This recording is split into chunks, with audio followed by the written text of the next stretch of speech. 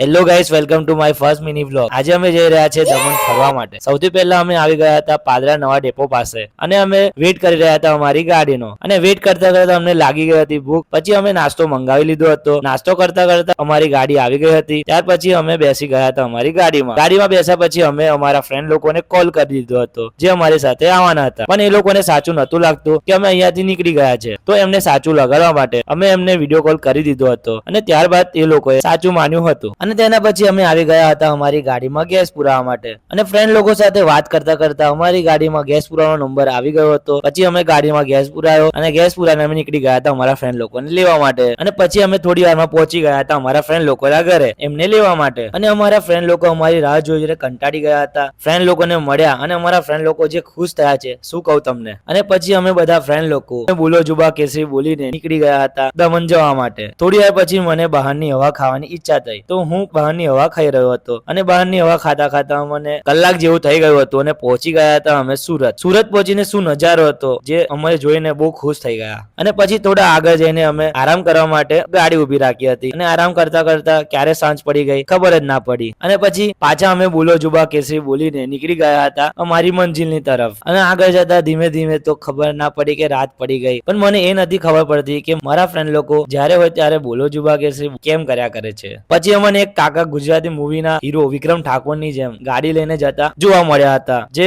અમારી ગાડી તો બરાબર છે પણ એક મોટી મોટી ગાડી પાછળ પાડતા પાડતા ક્યાં જઈ રહ્યા હતા ખબર જ ના પડી ને કાકાને જોઈને તો અમે એટલા હસ્યા છે, બહુ મજા આવી।